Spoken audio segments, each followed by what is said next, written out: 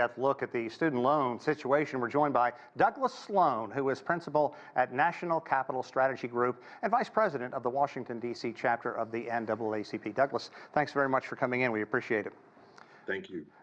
Let's begin by talking about student loan payments. Who resumes, who doesn't, who does this affect, and to what degree do you think that there's been a certain degree of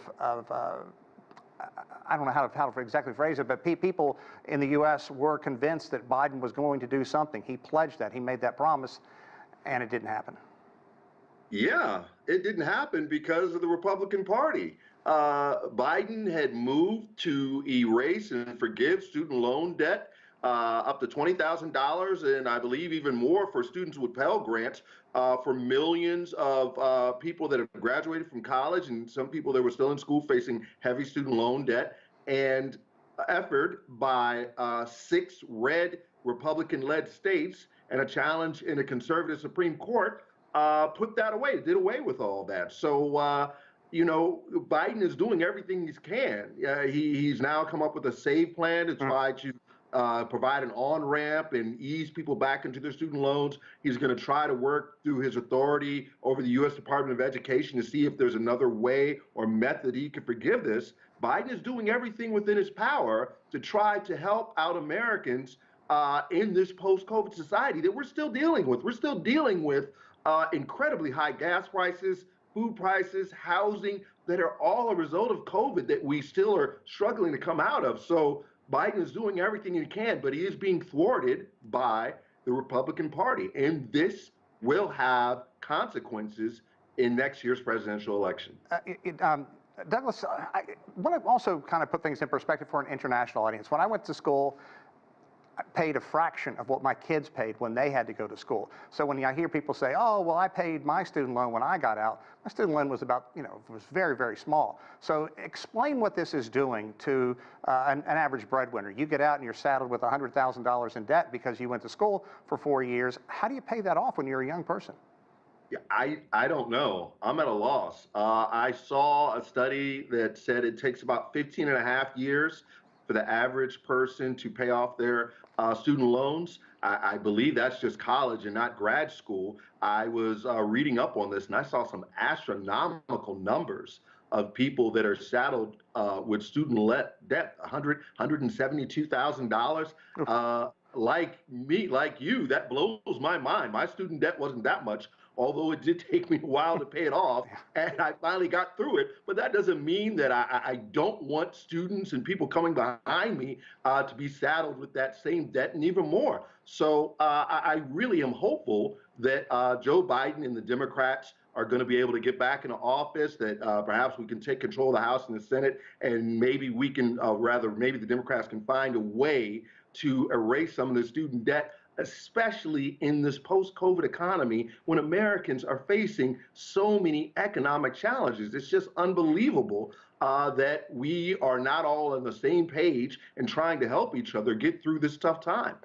Douglas, if you can't see it, but on our screen right now, there's a graphic that says some 65 million borrowers owe something like $1.6 trillion.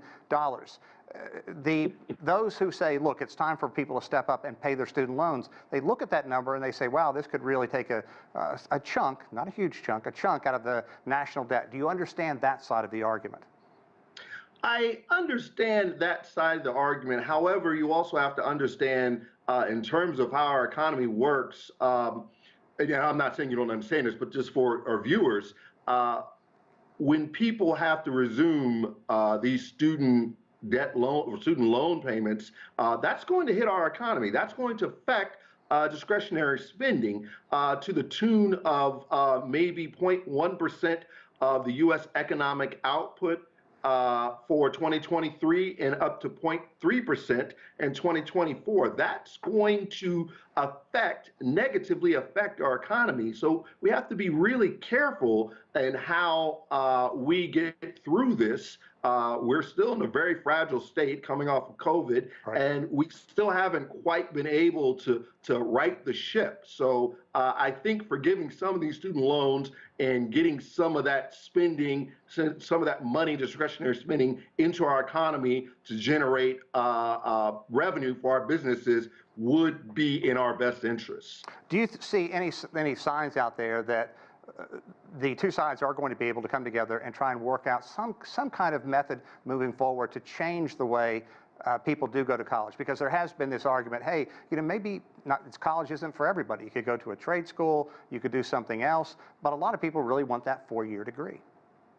Yeah, yeah. And you and I know that in our fields that you do need a 4-year degree, but there's absolutely nothing wrong with going to trade schools, with learning a trade like being an electrician or a plumber or auto mechanic. You can make a lot of good money as an electrician.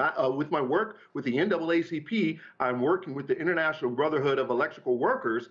And after you go through their training program, which is some on-the-job training, after I believe the first 6 months, you're looking at a 6-figure income after you finish that training program, which is amazing to me. Maybe I should have gone to become an electrician, but you can make money in other trades. There's still ways for people to earn a decent, honest, solid paycheck in this country without having to get a 4-year degree. And yes, and something else that I should add on to when we're talking about other foreign countries, there are some countries that allow for free college. France, Austria, Germany, Greece, they all have free college. So that's something else we should look at regarding the exorbitant rates of college education these days in the United States of America. Okay, our good friend Douglas Sloan, thanks very much. I certainly appreciate you putting that into focus for us. Thank you.